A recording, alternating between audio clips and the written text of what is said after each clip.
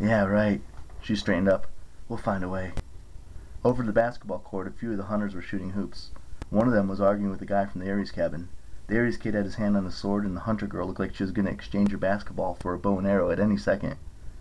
I'll break that up, Thalia said. You circulate around the cabins. Tell everyone about capture the flag tomorrow. All right. You should be team captain. No, no, she said. You've been at camp longer. You do it. We can, co-captain or something?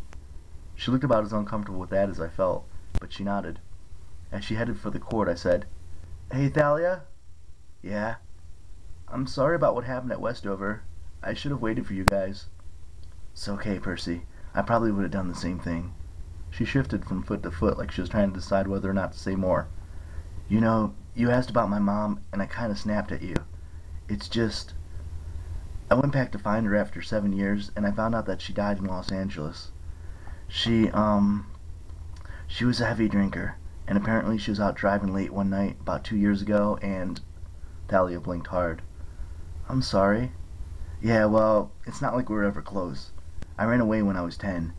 Best 2 years of my life were when I was running around with Luke and Annabeth. But still. That's why you had trouble with the sunban? She gave me a wary look. What do you mean? The way you stiffened up. You must have been thinking about your mom not wanting to get behind the wheel. I was sorry I'd said anything. Thalia's expression was dangerously close to Zeus's the one time I'd seen him get angry. Like any minute her eyes would shoot a million volts.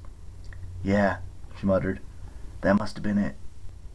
She trudged off towards the court, where the Aries camper and the hunter were trying to kill each other with a basketball and a sword. The cabins were the weirdest collection of buildings you've ever seen. Zeus and Hera's big white column buildings, cabins 1 and 2, stood in the middle, with 5 gods' cabins on the left and 5 goddesses' cabins on the right, so they all made a U around the central green and the barbecue hearth. I made the rounds, telling everybody about capture the flag. I woke up some Aries kids from his midday nap, and he yelled at me to go away. When I asked him where Clarice was, he said, Went on a quest for Chiron. Top secret. Is she okay? Haven't heard from her in a month. She's missing in action, like your butt's gonna be if you don't get out of here. I decided to let him go back to sleep.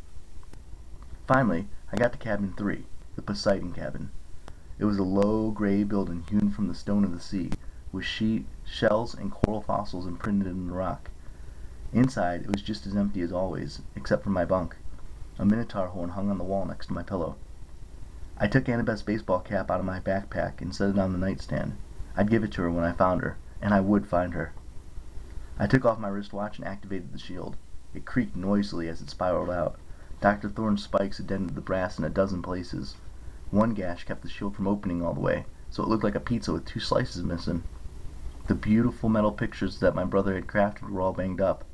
In the picture of me and Annabeth fighting the Hydra, it looked like a meteor had made a crater in my head. I hung the shield on its hook next to the Minotaur horn, but it was painful to look at now. Maybe Beckendorf from the Festus cabin can fix it for me. He was the best armorsmith in the camp. I'll ask him at dinner. I was staring at the shield when I noticed a strange sound. Water gurgling. And I realized there was something new in the room. At the back of the cabin was a big basin of gray sea rock, with a spout like the head of a fish carved in the stone. Out of its mouth burst a stream of water, a saltwater spring that trickled into the pool. The water must have been hot because it sent mist in the cold winter air like a sauna. It made the room feel warm and summery, fresh with the smell of the sea. I stepped up to the pool. There was no note attached or anything, but I knew it could only be a gift from Poseidon. I looked into the water and said, Thanks, Dad. The surface rippled. At the bottom of the pool, coins shimmered, a dozen or so golden drachma. I realized what the fountain was for. It was a reminder to keep in touch with my family. I opened the nearest window and the wintry sunlight made a rainbow in the mist. Then I fished a coin out of the hot water. Iris, O goddess of the rainbow, I said, accept my offering. I tossed a coin into the mist and it disappeared. Then I realized I didn't know who to contact first. My mom? That would have been the good son thing to do, but she wouldn't be worried about me yet. She was used to me disappearing for days or weeks at a time. My father? It had been way too long, almost 2 years. And since I'd actually talked to him. But you could even send an Iris message to a god. I've never tried. Would it make him mad?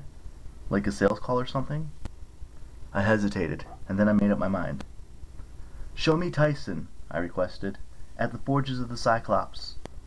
The mist shimmered, and the image of my half-brother appeared. He was surrounded in fire, which would have been a problem if he weren't a Cyclops.